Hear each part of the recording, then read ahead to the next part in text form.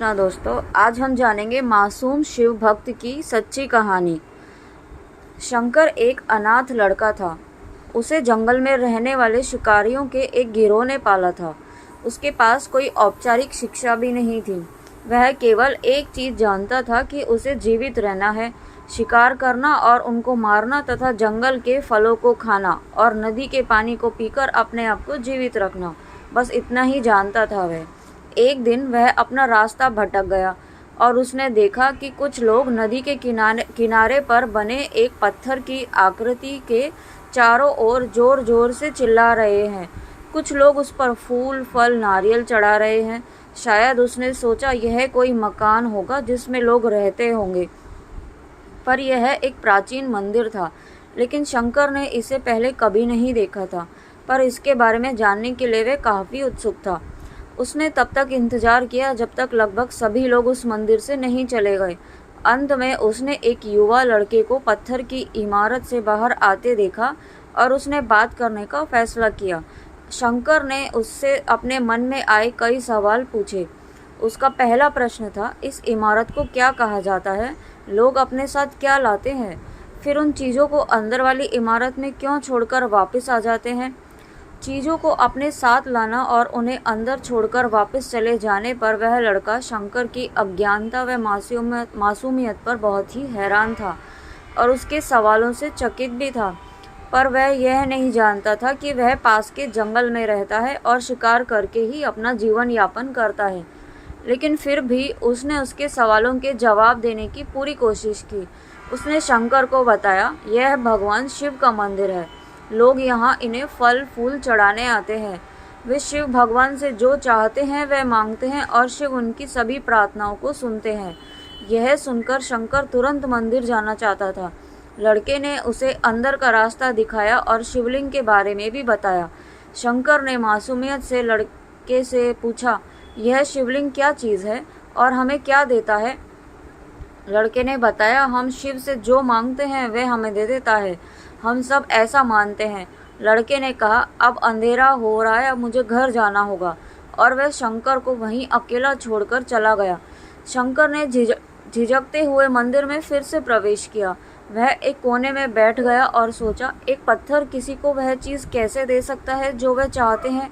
इसलिए उसने उसका परीक्षण करने का फैसला किया और उसने पत्थर की प्रतिमा से कहा, हे शिव, कृपया मुझे पर्याप्त शिकार करने दे ताकि मैं भूखा ना रहूं।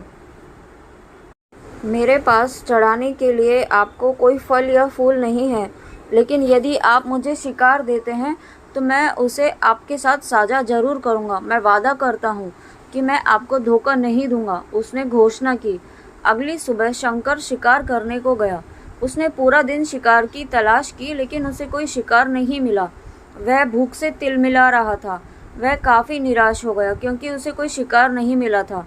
दोपहर हो चुकी थी। अब उसे लगने लगा कि मंदिर के लड़के ने उससे झूठ बोला था। फिर भी उसने शिकार जारी रखा। जैसे ही शाम हुई, उसने 2 खरगोश को अपने बिल में से आते देखा। शंकर ने उन खरगोशों को मार डाला। चूँकि उसने शिव भगवान से वादा किया था कि वह अपने शिकार को साझा करेगा, वह मरे हुए खरगोश में से एक के साथ मंदिर में गया। देर हो चुकी थी और मंदिर सुनसान था। शंकर ने मंदिर में प्रवेश किया और जोर से कहा, कृपया आओ और अपना हिस्सा ले लो प्रभु, आपके लिए मैं लेकर आया हूँ। वह वहाँ बैठ गया और अंधेरा होने तक प्रतीक्षा करने लगा, लेकिन भगवान प्रकट नहीं हुए। शंकर को भूख और नींद आने लगी और उसने खरगोश को मंदिर में छोड़ने का फैसला किया। अगली सुबह जब लोग मंदिर पहुँचे तो उन्हें शिवलिंग के सामने मरा हुआ खरगोश मिला। भक्त बहुत परेशान थे। यह यहाँ कौन आया है? यह यहाँ कौन लाया है? उसने हमारे मंदिर को अपवित्र करने की हिम्मत कैसे की? उन्होंने खरगोश को बाहर फेंक दिया। अगले दिन शंकर अपनी भूख मिटाने के लिए जंगल में शिकार करने गया, लेकिन इस बार उसकी किस्मत अच्छी नहीं थी और उसे शिकार भी नहीं मिला। उसने सोचा, आज रात को मंदिर जाना चाहिए और शिव से पूछना चाहिए कि उनको खरगोश का भोजन कैसा लगा। शंकर यह पूछने के लिए मंदिर गया। जब वह मंदिर पहुंचा तो उसे आश्चर्य का कोई ठिकाना न रहा। उस रात मंदिर में लोगों की काफ़ी भीड़ थी। शिवरात्रि की रात थी। लेकिन अबोध शिकारी लड़के को इस बारे में कुछ भी नहीं पता था। शंकर ने चारों ओर देखा और उस युवा लड़के को देखा जिसने उसको मंदिर के अंदर शिव से प्रार्थना करने के लिए कहा था। चूंकि इसे इतने सारे लोगों के आसपास रहने की आदत नहीं थी, उसने वहीं रुकने का फैसला किया और पास के एक बेल के पेड़ पर चढ़ गया। यह एक लंबा इंतजार था और समय बिताने के लिए उसने पेड़ से पत्ते तोड़कर जमीन पर फेंकना शुरू कर दिया। उसे अज्ञात पेड़ के नीचे एक छोटा सा शिवलिंग था जिसकी पूजा लंबे समय से नहीं की गई थी। शंकर के द्वारा फेंके गए बेल के पत्ते उस शिवलिंग पर गिरे। शंकर भजनों से मंत्र मुग्ध हो गया और उसे धीरे धीरे 7 गाना और पंचाक्षरी मंत्र का जाप करना शुरू कर दिया। रात भोर में बदल गई और सभी भक्त मंदिर से चले गए। शंकर पेड़ से उतरा सभी भक्त मंदिर से चले गए। शंकर पेड़ से उतरा और मंदिर में प्रवेश किया। उसने देखा कि शिवलिंग की आंखों पर लाल निशान थे। वे कुमकुम के थे जो लोगों ने लगाए थे, लेकिन शंकर को यकीन था कि शिव को उनकी आंखों में परेशानी हो रही है।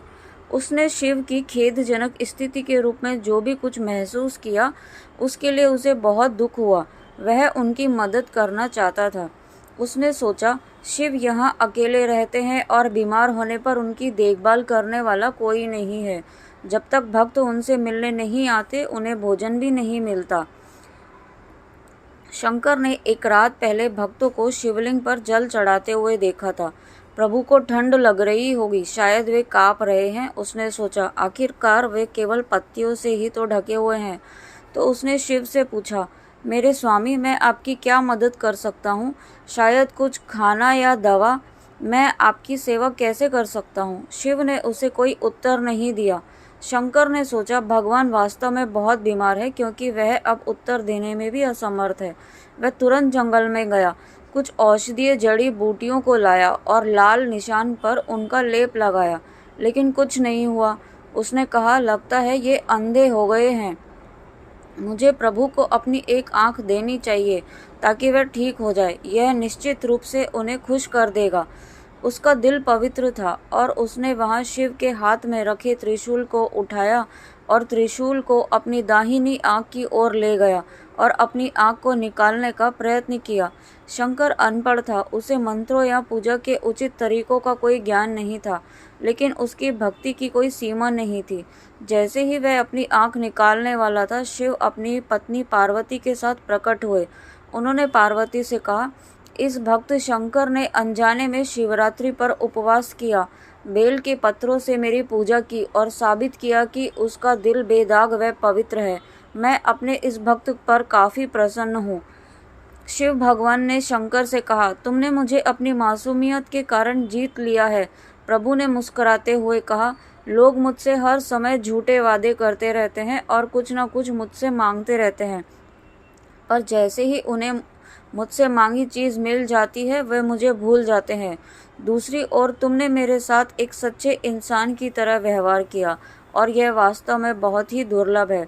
अब से तुम मेरे इस संसार में सबसे बड़े भक्त माने जाओगे और तुम्हारा नाम मेरे साथ सदा जुड़ा रहेगा। तुम कई सदियों तक जीवित रहोगे। इस बात को कहकर भगवान शिव व पार्वती अंतर्ध्यान हो गए। तभी से लोग शिव के साथ शंकर भी कहने लगे। जय शिव शंकर।